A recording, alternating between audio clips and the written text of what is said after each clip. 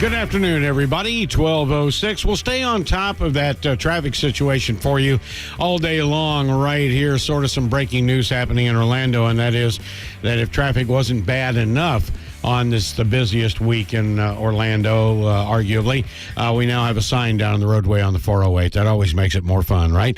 But we do have great people detouring you around, and you will stay tuned to the Traffic Network right here on News 96.5. All right, time for Law 2020. That's right, Law 2020. And this is the BCN Law Firm, a longtime law firm right here in Central Florida. And all of them are pretty household names that have to do with that law firm. Law 2020. If you want to join us on the program, we invite you to do so with legal questions at 855-297-9696. 855-297-9696 or 21232. It's an Ask the Experts weekend. 21232. The way that works is what you do on your messaging service on your smartphone is right up there where it says recipient or address or whatever, contact name. Just put in 21232. It's as simple as that. You don't need a phone number. Put in 21232 and we'll pick that up and you got it made. So that comes right onto our computer. Now, joining us today, we've had him on before. This is a relatively new show to the air, but Brian Monk is with us today. Brian is with the BCN Law Firm. He specializes in family law and in criminal defense. So family law and criminal defense, and those don't always go hand in hand, but I can see where sometimes they might.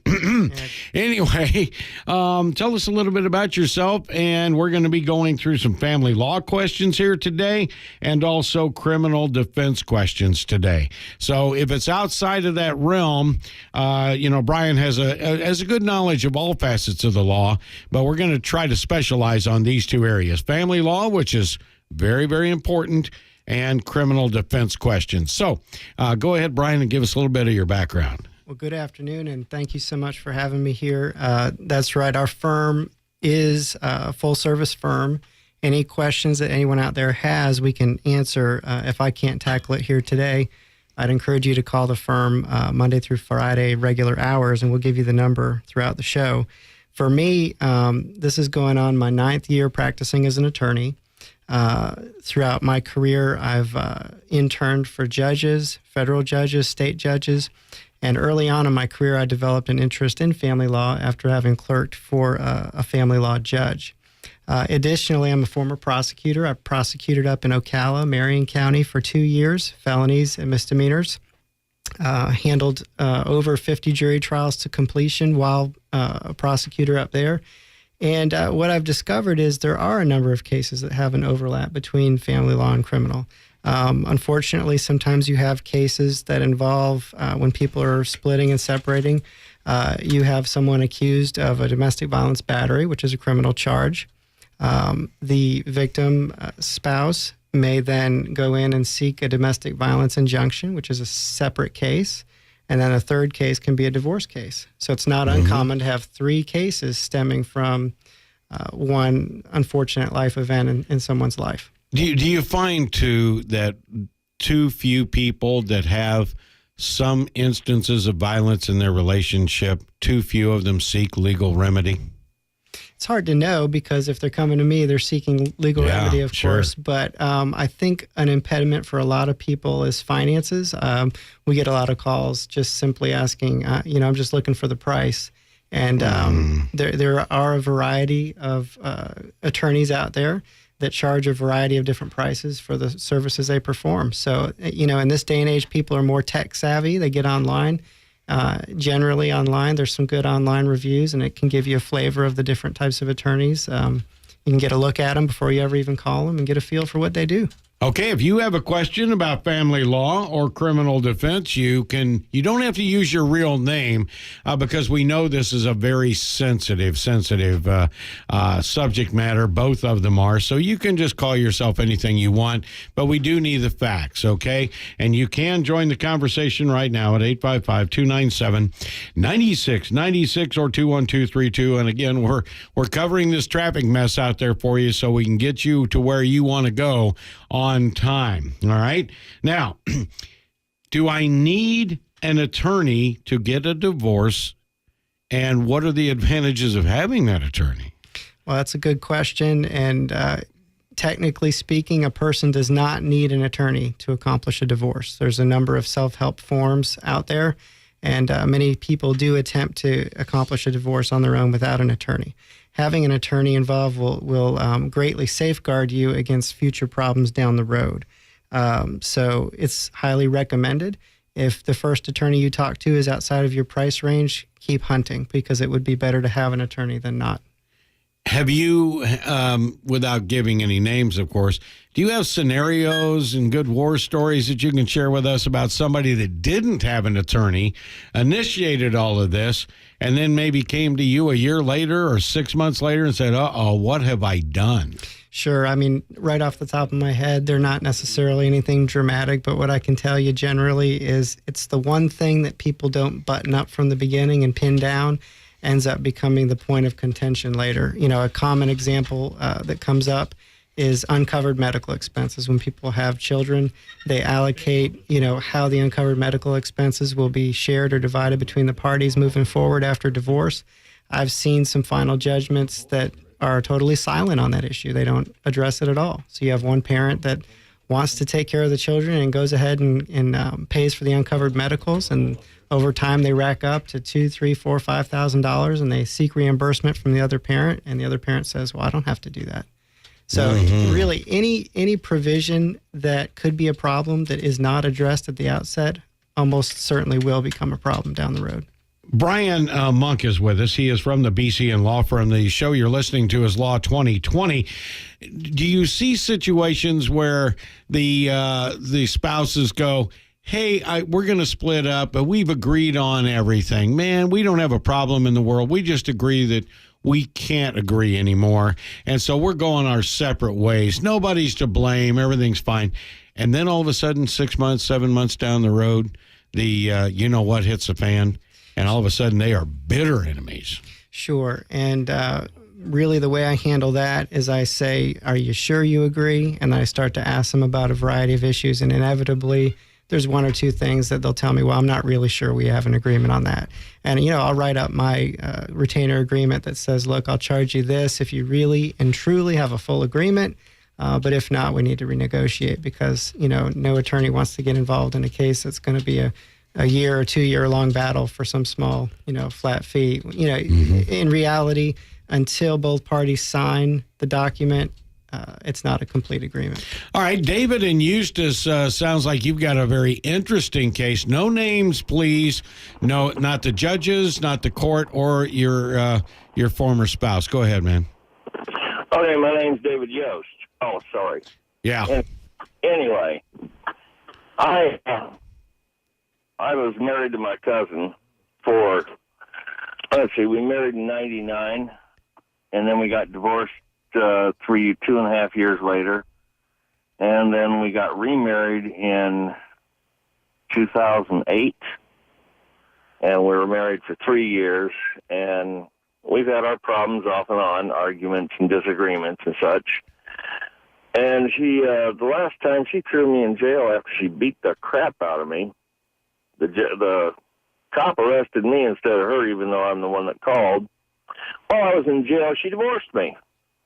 Okay, I show up to court before a magistrate, and the magistrate just pretty much hands her everything, gives me 6 months of $275 a month in support when I ask for half the house, and I ask for half the house. And since I was in Orange before the bar, it kind of made me look bad, and I'd like to know whether or not I can revisit this thing. Yes, you have strict time limits on which to appeal. I'm assuming this was a final judgment that was rendered, and you'll have 30 days to revisit that. If 30 days have come and gone, you may have waived your right to appeal. There may be other errors on the face of the final judgment that you'd want to review with an attorney. Without going into more details here today, I can tell you have strict time limits on an appeal. Otherwise, if this was your first cousin, there may be some issues on whether or not you had a valid marriage to begin with. There's some really not under the law permitted to marry your first cousin in Florida. But as far as your question specifically, you have strict time limits on which to appeal. You would want to probably bring in the final judgment and talk with an attorney for more detailed information than that. All right, thank you, David. Again, and if you want to call the BCN Law Firm, my friend, you're up in the Eustis area. They have offices pretty close to you. You can call 352-394-2103, 352-394-2103, or 855-LAW-2020. When you say that, you want to sing the song automatically. It's like It's a Small World. 855-LAW-2020. Debbie and Coco, we're going to take your call, and tell us what's going on, Debbie. Hi, my 90-year-old mother is not, she shouldn't be driving, but she wants to, and sometimes she can get the key from where we have it kept, and she drives. We had her license suspended, but she's trying to get it back, but she'll drive. She doesn't care if she has a license or not. She wants to drive, so she drives. And we're worried, we siblings are worried that we could be responsible if she's is in an accident, hurt someone other than herself. Let me ask a follow-up question to that, Debbie. Brian, can Debbie contact a member of the sheriff's department or the local police department where grandmama lives or mom lives and have that officer approach the woman and tell her she is not allowed to drive? She can attempt to do that, but that may not be effective ultimately. I think to get to her question, they would want to consider contacting a probate attorney and looking into a guardianship situation, perhaps even filing an emergency motion for guardianship, so that they could then have essentially custody and control over mom's finances and certain decisions like that would affect mom's ability to drive. I think calling the officers if you know there's an actual imminent danger is not a bad idea, but I think what she's looking for is a more permanent legal remedy. All right, Glenn in Seminole County, we want you to hold. We do remind you all, you don't have to use your real name. And if you do call in, do not use your last name, okay? Don't need the repercussions here. And you can give us a call right now at 855-297-9696. 21232 is the text, 21232. No text yet, but we do have a couple of calls online. But we have 4 open lines. If you want to fill up the phone lines, 855-297-9696. Contemplating a divorce, involved in a divorce, or you're past and you wonder if you can still get some remedy. We'll be back with more right here on Law 2020 featuring the BCN Law Firm. The name of the show is Law 2020. It's an Ask the Experts weekend. It all gets underway early Saturday and goes right into the evening on a Sunday. We do this each and every week. Our experts come in and take your calls at 855-297-9696 or 21232. It is 5 minutes before news, traffic, and weather, and Triple Team Traffic is watching that mess on 408, plus traffic backups on I-4 as you're heading out toward the attractions and down by Millennium Mall. Always a tie-up right there at I-4 and the Turnpike exit. So we'll keep you up to date with that and other problems as well. News, of course, we're covering the top 3 big stories that are happening and more. And, of course, the weather. There's rain coming in, but when? We'll find out. BCN Law Firm is featured on this show, BCN. You can go to bcnlawfirm.com. The name of the show is Law 2020, and our special guest today is attorney Brian Monk. Brian is with the BCN Law Firm, specializing in family law and criminal defense. And we have some family law questions as well as criminal defense questions on the board right now. No text to speak of. Glenn in Seminole County, what is your situation? Glenn, are you there? Yeah, I'm here. Go ahead, buddy. Thank you for having me on. Go ahead. Well, I got custody of our daughter in 2011, February, and as I got custody, I agreed to her arrangements. And when I did, she has, rights to the school, and she had to pay half of the dental, half of medical, and all these other things. But the thing I'm having problems with is that she previously ties up the courts with stupid things like, I'm not putting her on the pickup list. Well, the schools had to call the cops on her for violence. I've had to call the cops on her for attacking me. This woman's been in jail because she attacked me in front of our kids. How do I protect myself from this? I filed injunctions. They always throw them out. I don't know what else to do to stop this lady from harassing me. She's causing me physical, mental abuse with me and my 8-year-old daughter. I don't know how to correct it. You know, I'm actually living with her mother right now because I have cancer and I have a heart problem because of the stress that I'm under all the time with her daughter. And we don't know what to do with her daughter. You know, we don't know how to fix or resolve this problem because she's never happy with anything. She doesn't pay child support. She's not showed up for child support court hearings twice. But yet they said they summoned me in January of this year to come to court, but I never received such a notice. And then I got to go again tomorrow afternoon for failure to put her on the pickup list at the school and telling her where I live. But mind you, her boyfriend came over my house in August and threatened to kick my ass at my house in front of my kids. So when and how do I deal with this situation? Glenn, thanks for the call, Glenn. Do you have an attorney I have involved? not. I don't have money for that because I've been out of work because of the cancer thing. And I think the hammer that you have in the situation, Glenn, if there's some Florida Supreme Court cases that indicate that if a person brings frivolous suits or brings suits to harass you, that you can then seek reimbursement of attorney's fees from them. But, of course, that would require you to outlay some fees and get an attorney involved first.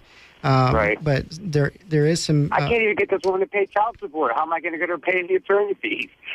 You know? I mean, they won't even... It's funny how they go after me for frivolous stuff, but yet when it comes time for her to come for court to pay her, this is 4 years. She's not paying me child support. Does she owe me for all that time? If it's ordered under the final judgment, she owes you, and you can go back and seek contempt and enforcement. To the extent you can, try to get the best attorney you can involved, and they can start going on the offense. Unfortunately, a lot of times, brushing back someone who behaves this way requires going on the offense.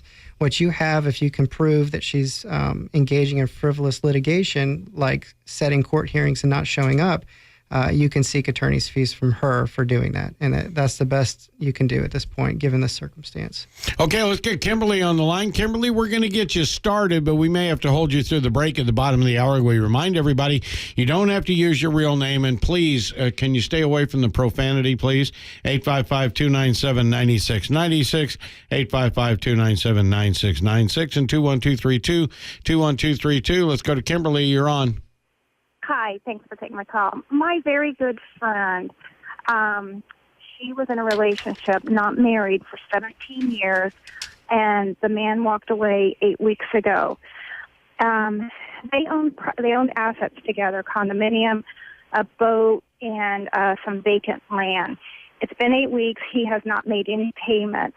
She knows she needs to hire an attorney, but she wants to know what the process is going to be and what she should be doing as far as paying the bills. No children involved? This is merely a question about assets? Yes, just about the assets. No children involved, no. Well, the first answer would be if they have any kind of written agreement in place, their agreement's going to be enforced. I'll hold off the balance of my answer till after the break. Thank you. All right, very good. You'll hold on in case we need any follow-up questions. We'll be back with more. You're listening to Law 2020, featuring the BCN Law Firm. We'll be back. Welcome back. This is Law 2020. The BCN Law Firm can be reached this week at 855-LAW-2020. That's 855-LAW-2020. Or you could simply call 352-394-2103, 352-394-2103. We do have text coming in at 21232, and you can use the telephone as well at 855-297-9696, 855-297-9696. We're all over this traffic problem in Orlando today on the 408, traffic being averted. A big road sign is in the road, and that's not a good place for it. And there was a crash with a dump truck. So all that coming up. We'll stay on top of that for you. All right, so we've got the news coming up in about 20 minutes, but breaking news at once. Let's get back to our phone calls. We've still got, Kimberly on the line. Kimberly, we're rejoining you. So catch us up with where we were before the break. My girlfriend, my good friend, she was with her boyfriend for 17 years. They did not have children, but they had assets together. He walked away 8 weeks ago. She's not heard from him. She has a feeling he's in California. She doesn't know what the process is going to be. You know, Kimberly, I assume your friend wants to preserve her credit. That's part of this analysis, correct? Yeah, and all the assets. She can afford to pay for all the assets. Okay, she can keep them going. So with respect to the real property, she's going to be looking at a partition action. A partition action is where you ask the court to sell the property and split the proceeds. So there is a legal cause of action to address the condo issue. And with respect to the boat, is the boat paid off? Yes. Okay. So with respect to the boat, if she has title of the boat and it's paid off, she can go ahead and convey the boat if she wishes. So there's no real ongoing debt or liability with respect to the boat if it's paid off.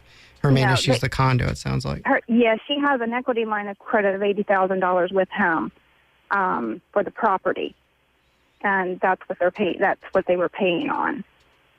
That's what they would want to do is a partition action. And in that case, what you do is you sell the property, you satisfy existing indebtedness, and split any proceeds, if there are any proceeds. She doesn't want to sell, though. She wants to remain in the property. Well, she could bring an independent cause of action against him, short of a partition action. But, you know, she's going to need to sit down with an attorney to go through the details and circumstances of how that agreement came about. Certain oral agreements are enforceable and certain oral agreements are not enforceable. Was involved in a interesting lottery case where people verbally agreed to split lotto tickets. And there's a principle called the statute of frauds in Florida, and that is actually pending with the Florida Supreme Court right now, the question of oral agreements. So it's something that's hotly contested, and it's a current issue that's out there. And I think with the complexity in her case, she would need to sit down and talk with an attorney more. And is 8 weeks long enough to realize that he's not going to be paying, that she should start moving forward with the contacting the attorney? Yes. Okay. Thank you so much. You're quite welcome. Okay, and Charlie, just some off-air advice that comes your way from Brian, who's with us today, Brian Monk, and he says to have you please get with the law firm this week at 352-394-2103, 352-394-2103, or 855-LAW-2020, 855-LAW-2020. There are attorneys with BCN Law Firm that do that type of law. Brenda, how can we help you? Yes, I was calling in reference to my brother. He has been doing time for about 17 years for something that he didn't commit. The lawyer, hello? Yes, ma'am, we're here. Okay, the lawyer that my mother hired was not licensed to practice in the state of Maryland. That's where he's locked up at. And he sent someone in there to have my brother to plead guilty. So he's been doing time for that. And also the description of the person that committed the crime was didn't even match my brother. My brother's not real tall. The person was tall. My brother's dark-skinned. The person was light-skinned. Brenda, thank you so much for your call. At present, I'm licensed to practice in Florida, and attorneys are limited to practice in the states in which they're licensed. My best recommendation to you, based on what you've said, is to contact an attorney in Maryland where that occurred. Thank you for the call. Okay, Sarah in Cocoa, and how can we help you? Sarah, you're on the air. Family law issue. Go ahead. Okay. Basically, just want to know. I was, made a mistake. DCF was involved, and so we placed my daughter, my minor child, with the father. And to not go through all their hoops, I went ahead and signed primary residence over to him. Both of us now want to have it 50-50. And so do I have to do a regular modification to do that if we're both in agreement and file all those papers? Is there a DCF case pending? No, it's over. And did you say this is were y'all ever married? Yes. Okay. And are you officially divorced at this point? Yes. Okay. If you all are in agreement, you can write up what I call a stipulated supplemental final judgment or a stipulated supplemental order that basically outlines the terms of the agreement. And within that, it'll simply say all previous terms and conditions of the final judgment that are not modified by our agreement will remain in place. So yes, you all can come to an agreement, sign it, and forward it to the court for ratification by way of an order. Recommend you have an attorney help you with that, but yes, that's how simple it can be. Fantastic. That's exactly what I needed to know. Thank you. You've been a great help. Oh, good luck. All right, Brian Monk taking your calls from the BCN law firm. That is Law 2020. Law 2020, 855-LAW 2020 if you want to call the law firm. Anytime this week, they're always giving you, some free consultation right up front to help you see what might or might not be your case. 1244, and we're taking your calls right now at 855-297-9696, 855-297-9696, or you could text us at 21232, 21232. Let's get with Bob. Bob, what's your situation? Hey, how's it going? I'm just trying to find out about easy way to go about a broken marriage, basically 22 years of marriage, but we have really no assets. We kept separate bank accounts for 22 years, no kids involved. And I actually called an attorney this week, and he says, I'm saving you $500. Go file yourself, and basically you don't have to worry about anything if it's uncontested. Uncontested means that you all agree on every issue. If you have an agreement upon every issue, the clerk of the court may issue a packet to you that includes a settlement agreement. They're going to charge you for it. If you and your wife fill out the packet to your mutual agreement and forward it to the court, then they will ultimately ratify that in a final judgment. Is there a waiting period in the state of Florida? You have to have been a resident, either you or your wife have been a resident for 6 months prior to filing. And is there a waiting period you have to wait? No. Months? Other than the 6-month residency. Seems pretty easy. Thank you very much. Yes, sir. Good luck. All right, very good. Illinois statutes have what's called a Safe Homes Act, allowing a tenant to break a lease without penalty under certain circumstances. And it's called Safe Homes. I guess that would mean, there's problems with it. Any efforts that could be that you know of in the state of Florida that would constitute a credible threat, and what would serve with proof absent without conviction? I think that's a question I would need to know a little bit more information about. I appreciate the text. I would recommend this person who's texting to call and ask for Wade Boyette next week. Wade Boyette's he handles real estate type questions, and I'm sure he would have an excellent answer to that question once there's some more detail involved. Thank you for the text, though. Okay, we did have a caller, and looks like they lost their cell signal or they dropped off. And again, if you are shy about going on the air, you don't have to use your real name. Just give us the real circumstances, okay? 21232 is the text number, 21232. Or you could always call us at 855-297-9696, 855-297-9696. News, weather, and traffic never take a holiday, so you be listening tomorrow morning to my good friend Joe Kelly on the Central Florida Morning News. It'll come your way, the award-winning Central Florida Morning News. More on that tomorrow from the team that helps bring it to you, but accolades that are very well deserved by our morning team. They do a great job. Central Florida's only all-news morning show getting underway tomorrow morning at 5 o'clock with Joe Kelly.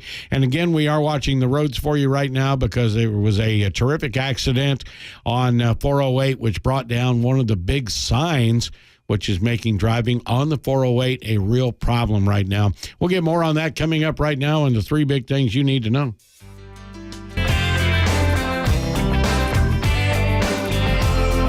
Hey, welcome back. Yeah, we've got Brian Monk with us, who specializes in family law and criminal defense for the BCN Law Firm. BCN Law Firm offices right here in Central Florida, and they've been here for a long time. And, you got some very, very very well-known attorneys associated with that. And one of those is Brian Monk. Also, we have Wade Boyette on from time to time, Heath Nalos. You can call him 352-394-2103 or 855-LAW 2020. You can't say it without singing it. I know what's going on here. Okay, let's see. I'm divorced since October 2008. The decree stated 50-50 for medical and dental. We each claim one of the two children on taxes. If the non-custodial parent no longer is involved in visitation or involved with one of the children, what do we do? That part of it's up above. I see.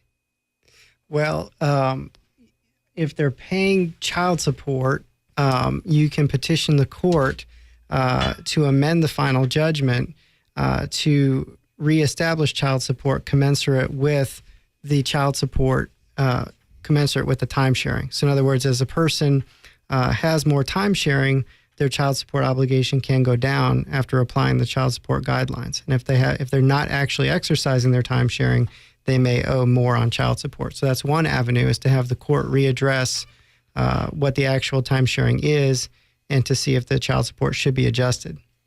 Okay, and then the same question is, can I now, as a custodial parent, get the tax break on both kids? What commonly happens in the final judgment is the tax deduction will be allocated if the person paying child support is actually current on child support. So oftentimes it'll say you may claim the tax dependency exemption on one of the two children if you're current on your child support obligation. And the uncovered medicals are often considered part of the child support obligation by the court.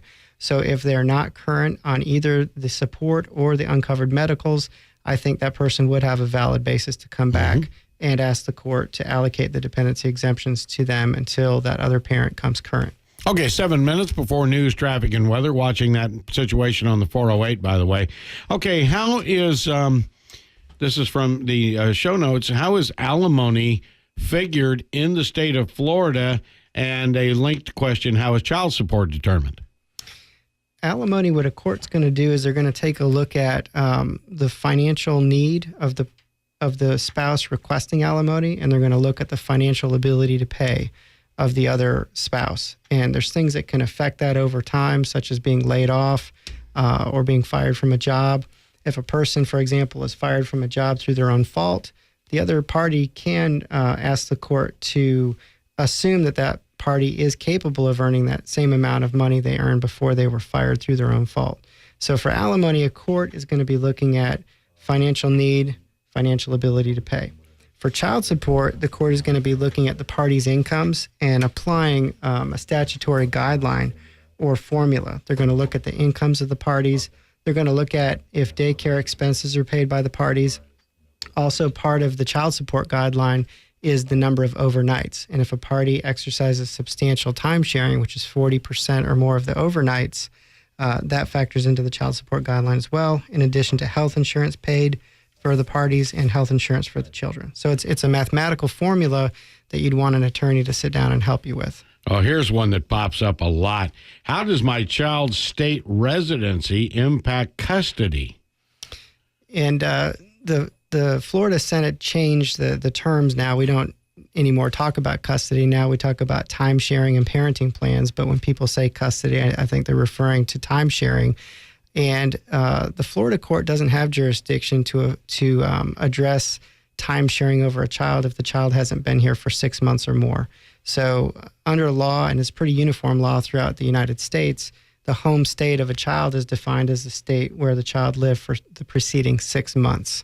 And so part of when a person files an action to invoke the court's jurisdiction, they have to fill out an affidavit that states where the child has been living.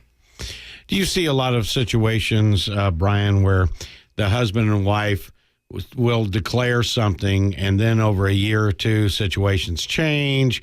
Maybe the child wants to change schools. Maybe they don't get along with one of the parents. So they just change it, but they never tell the court, and then it comes to bite them. Yeah, things always change, basically. And the majority of the family law cases we have are things that have occurred post-judgment. They're not getting people divorced or getting the paternity cases established, but the majority of what we do is post-judgment. So absolutely things change. And if people don't follow the instructions set forth in their final judgment by making changes in writing or whatever those instructions happen to be, yes, they could have a problem down the road. Okay, let's jump down to some criminal defense questions. What will happen at an arraignment And what do most defendants do? For a criminal case, an arraignment is a time when the defendant has to go to court and answer the formal charges brought against them. There's a difference between what a police officer writes in the police report as far as what the charges are and what the prosecutor ultimately decides to charge. So when a defendant comes to arraignment, they learn the actual charges, the charging decision of the prosecutor. At the arraignment, the defendant can enter a plea of guilty, not guilty, or no contest. Most attorneys advise defendants to plead not guilty at the arraignment time. That's also the time where if a defendant can't afford an attorney, they can request that the court appoint an attorney for them. That's the public defender. If they qualify, the public defender can be appointed for an indigent defendant. A lot of times the arraignment can be waived. If you get an attorney involved early enough in your case, the attorney can file a written plea of not guilty and waive your appearance at arraignment, which many defendants prefer to do rather than sit in court for half a day just to go to the podium. How is bail set, and who could change it? What happens with bail is the judges are looking at a schedule, a bond schedule or a bail schedule that's sort of predetermined. It's not customized to the facts of any particular case. So before you got arrested, there was already a bail schedule sitting there for the judge to look at. Oftentimes, the standard bond schedule is higher than a bond that you'll get when a judge takes a look at it or if an attorney is involved to lower the bond. So the judges are going to be, first and foremost, looking at the schedule. And unless there's a reason to deviate, they may just set the scheduled amount. An advantage of having an attorney involved quickly is that you can argue for lower bail. The judges, if they do analyze it, are going to look at the prior record of the defendant, risk of flight, risk of harm to the community, and things like that. That's why with more serious cases, you see higher bond amounts. Okay, when does a person contact you on criminal defense? Right when they're arrested? Is there a way to do that? I mean, is there a 24-hour number or something? You know, a lot of arrests happen after 5 o'clock. Well, since you asked me personally, I'm one of those crazy attorneys that gives out my cell phone number. It hasn't come back to bite me yet, but yeah, my clients are able to reach me. If they call my voicemail, they'll get my number. But yes, call an attorney as soon as possible. I get lots of calls at the investigative stage where people think they're going to get arrested. It's really never too early to reach out to an attorney and not talk to law enforcement if you're questioned, because that can be used against you.